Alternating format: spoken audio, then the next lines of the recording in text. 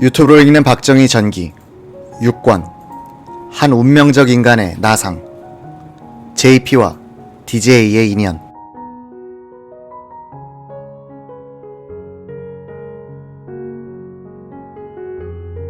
김종필 정보부장은 워커힐 건설을 석정선 이 국장에게 맡겼다. 광나루를 내려다보는 언덕에 이승만 대통령의 별장이 있었다. 이곳에서 박정희는 송효찬 내각수반, 김종필 부장, 석정선 국장과 함께 모임을 가진 적이 있었는데 즉석에서 이 자리가 좋다는 결정을 내렸다. 석 국장은 김수근을 비롯한 우리나라의 대표적인 건축 설계사 6명을 모아서 우선 외국의 유명한 관광시설을 한번 둘러본 뒤 소신껏 설계해달라고 했다. 정보부는 이들에게 해외여행 경비를 대주고 해외 현지에서 한국 공관의 협조를 받도록 주선해 주었다. 정보부는 전 조선호텔 지배인 정해직, 교통부 관광국장 김세준을 고문으로 영입하고 이국 1과장 임병주 중령을 이사장 겸 건설사무소장으로 임명했다. 건설 부지에 들어있는 땅의 상당 부분은 함경도 재벌 설경동 소유였다. 중앙토지수용위원회는 토지수용령을 발동했다. 건설 예산 56억 환은 정부 예산 16억 환을 비롯 주택공사, 서울시, 한전 등에서 대출받아 집행하기로 했다. 건설부와 교통부의 기술 요원과 복역수들도 공사에 동원됐다. 막강한 권력기관이 건설을 주의하니 이런 일사천리로 진행됐다. 1962년 2월 25일에 착공해 10달 만인 12월 27일에 완공. 삼환건설의 최종환 사장을 비롯한 미 8군 공사 유경험자들이 워커힐 공사에 많이 참여했다. 워커힐 공사의 약 70%를 맡았던 최종환 사장은 현장에 살다시피 하면서 공사를 감독했다. 호텔 객실 등에 쓰이는 문손잡이, 화장실 변기, 가구 등은 모두 수입했다.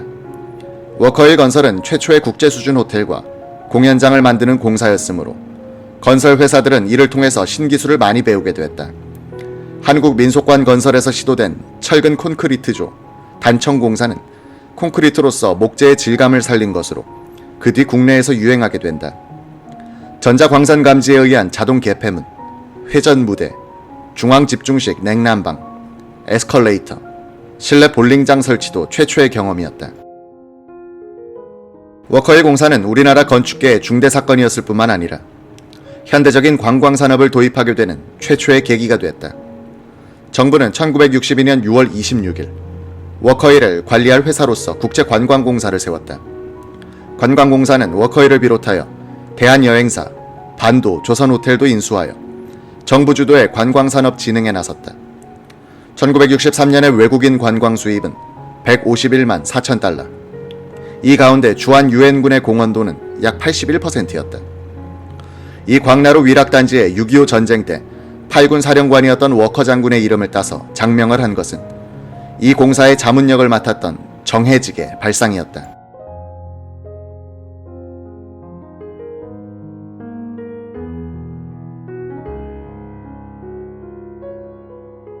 다른 빌딩에도 더글러스 메가더 장군의 이름에서 따온 더글러스관 등 한국과 관련 있는 미군 장성들의 이름을 붙였다. 개막식도 거창했다. 재즈의 대가 루이 암스트롱이 8만 달러의 출연료를 받고 와서 공연했다.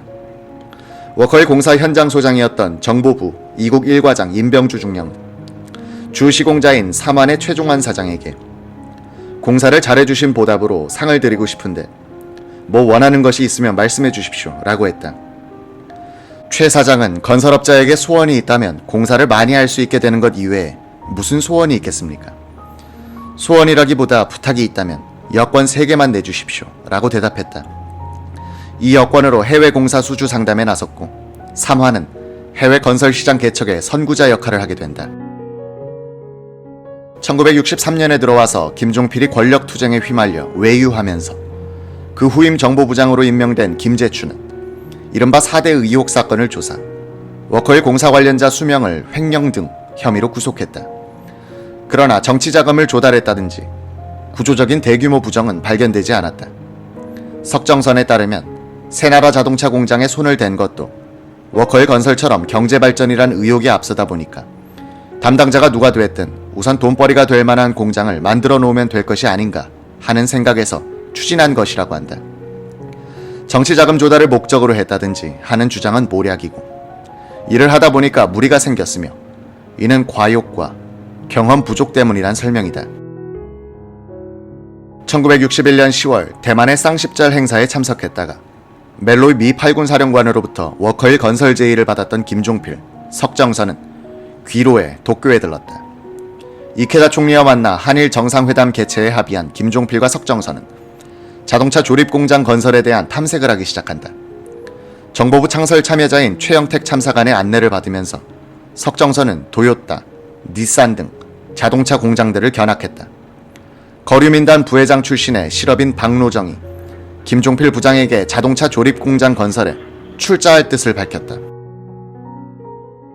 당시 우리나라에 국산 자동차가 없었던 것은 아니다. 1955년 서울 을지로 2가 공터에서 천막을 치고 자동차를 조립하던 시발 자동차가 미제지프, 실린더 헤드만을 국산화하고 차체는 조립하여 시발 자동차로 내놨다. 4기통 엔진, 트랜스미션, 엑셀러레이터 등 미제 중고품을 재생한 것이었다. 시발 자동차는 시발 택시 회사까지 설립하여 300대의 택시를 움직이기도 했다. 자유당 정부가 1956년에 등록 차량을 폐차하지 않고는 증차를 못하도록 하는 운송사업 규제 조치를 취함으로써 시발 자동차는 3,000대 생산으로 그쳤다. 1962년 1월 29일 조선호텔에서 있었던 새나라 자동차 주식회사 발기인 창립총회에는 7명의 발기인이 소개됐다.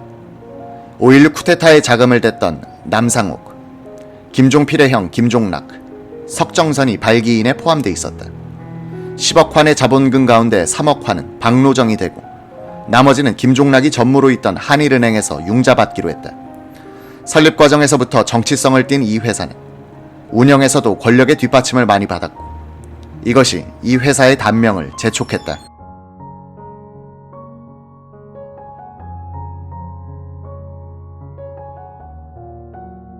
김종필 부장의 중앙정보부가 1961년 5월부터 1963년 1월 사이에 활동한 기록은 명암이 엇갈리지만 그 뒤에 기관차처럼 대한민국호가 달리게 되는 궤도를 깔았다는 점에 대해서는 이견이 없다. 박정희 최고회의 의장의 충실한 머리와 손발이 된 김종필과 정보부는 근대화의 사령탑이 될 권력구조와 경제발전의 기반이 된 여러 제도를 만들고 굳히는 데 있어서 때로는 제안자로서 때로는 감독자로서 활동했다. 미국인들을 어리둥절하게 만든 정보부의 이런 국정중심적 역할을 가능하게 한 가장 중요한 요인은 정보부가 군, 검, 경의 수사권을 독점, 통제함으로써 권력을 집중시킬 수 있었기 때문이다. 권력 집중의 필연적인 폐해는 남용과 부패다. 정보부도 예외일 수 없었다.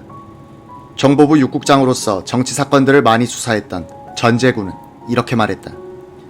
계엄령 하라는 것을 악용해 군인들과 정보부 직원들이 사감을 갖거나 또는 누구의 청탁을 받고서 무고한 사람들을 잡아들이는 일이 있었습니다. 억울한 사람을 풀어주면 며칠 뒤에 다른 수사기관에 의해서 또 붙들려 오기도 했습니다.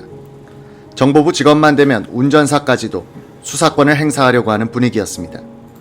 누구를 잡아넣어달라는 진정서도 산더미처럼 들어와 쌓였습니다. 구속된 사람들을 조사했더니 한 20명은 자신이 무슨 죄로 어느 기관에 의하여 붙들려 왔는지도 모르고 있었습니다. 이들을 불러서 석방시킬 때 저는 10,000원씩 주면서 재수 없다고 생각하고 정보부에 대해서 악감정을 갖지 말아달라고 부탁하기도 했죠. 전제구는 이런 실태를 김종필 부장에게 보고했다.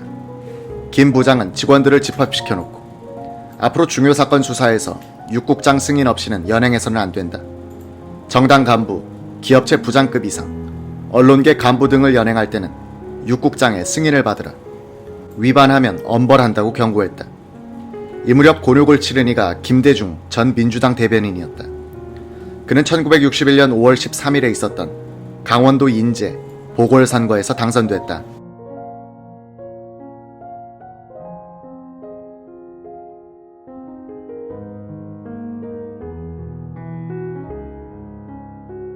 (1954년) 이래 4번의 선거에서 한 번은 등록 취소를 당하고 3번은 낙선한 끝에 감격적인 당선은 그러나 사흘 뒤에 군사혁명으로 국회가 해산되는 바람에 무효가 되고 말았다. 쿠데타 며칠 뒤 김대중은 경찰에 연행돼 형무소에 수감됐다. 검사가 당 공금의 횡령 혐의, 용공 혐의에 대해 조사했으나 별다른 사실이 확인되지 않자 석 달 만에 석방됐다. 그는 1962년 5월 10일 이희호와 결혼한 직후 또다시 정보부에 연행돼 마포교도소에 수감됐다. 김대중은 민주당 정권 때 민선 서울시장이었던 김상돈, 조직부장 조중서와 함께 반혁명 모의란 혐의로 조사를 받았지만 혐의가 벗겨져 6월 24일에 석방됐다. 이런 정치적 수사의 전결권을 갖고 있던 김종필 정보부장은 특별활동국 전재구 국장에게 석방하기 전 김대중 씨를 불러 풀려나면 혁명과업에 협조하도록 설득하라 라고 말하더란 것이다. 전재구 국장은 만나보니 달변인 김대중 씨가 주로 이야기를 하고 나는 듣는 입장이 됐습니다. 국정에 대한 충고를 많이 했는데 경청할 만한 내용이라 1시간 이상 대화를 나눴죠 라고 기억한다. 박정희 의장의 기자들에 대한 시각은 5.16 이후 호전된 경우다. 군사혁명 전 박정희는 기자들에 대한 경멸감 섞인 적대감을 드러낸 적이 많았다. 이런 시각은 권력을 잡은 뒤 부실 언론기관 및 사이비 기자정리로 나타났다. 그러나 정권이 안정된 뒤부터는 언론을 국정의 동반자로 여기게 된다. 박정희는 우리 민족에 나갈 길이란 저서에서 이렇게 썼다. 행정적 민주주의는 정부가 하는 일에 대하여 국민의 정당한 비판과 건의를 봉쇄하는 것이 아니라 오히려 이것을 환영하며 국민의 여론 앞에 정부의 업적을 심판받고 정부의 잘못이 시정되어 나가는 방향으로 되어야 할 줄로 안다. 요컨대 정권의 정당성이나 정권 담당자에 대한 비판을 제약화돼 정책에 대한 비판은 허용하고 여론을 수렴하는 것을 행정적 민주주의라고 표현한 것이다. 야당이 없는 상황에서 그런 건설적 비판을 할 기관은 언론뿐이었다. 계엄령 하의 군정이었지만 행정에 대한 비판은 허용됐고 특종을 쫓는 기자들과 군정 당국자들의 갈등은 계속됐다. 1962년 5월 12일 경향신문 김경래 최고회의 출입기자는 건군일에 처음으로 군사고문단이 월남에 파견됐다고 보도했다. 일면 머리에 실린 이 기사는 군사고문단의 역할은 월남군이 공산 게릴라들을 소탕하는데 조언을 하는 것이 될 것이라고 했다. 이 기사는 세계 언론이 일제히 인용, 보도하는 국제적 특종이 됐다. 김경래 기자는 5월 10일 오후 최고회의 건물 3층에서 평소 눈인사를 하는 정도의 사이인 최고위원 한 사람을 만났다. 그는 눈시울이 불그레했고 잠옷 긴장된 표정이었다. 김경래는 넘겨짚었다. 어디 먼데 가시는 길 아닙니까? 혹시 월남 같은데. 월남은 무슨 월남? 난 지리산에 간다오. 요즘 지리산엔 공비도 없는데 거긴 뭐 타러 갑니까? 한때 공비 토벌 작전에도 참여한 적이 있는 그 최고위원은 절대 비밀이야. 김 기자가 눈치챈 모양인데 우리가 출발하기 전에 기사가 나가면 큰일 나 라고 말하곤 손살같이 사라졌다. 김 기자는 그 길로 충정로 일가 월남 대사관으로 달려가서 고문단의 파견 사실을 확인한 뒤 기사를 썼다. 5월 13일 오전 김 기자는 편집 부국장과 함께 수사관들에 의해 최고회의로 연행됐다. 이들이 이유락 공보실장에게 이끌려 들어간 곳은 의장실이었다. 김경래는 먼저 박정희 의장 손에 무엇이 들려있는지 살폈다고 한다. 권총일까? 아니면 회초리 같은 지휘봉일까? 다행히도 박 의장은 맨손이었고 표정도 그다지 험상궂지 않았다.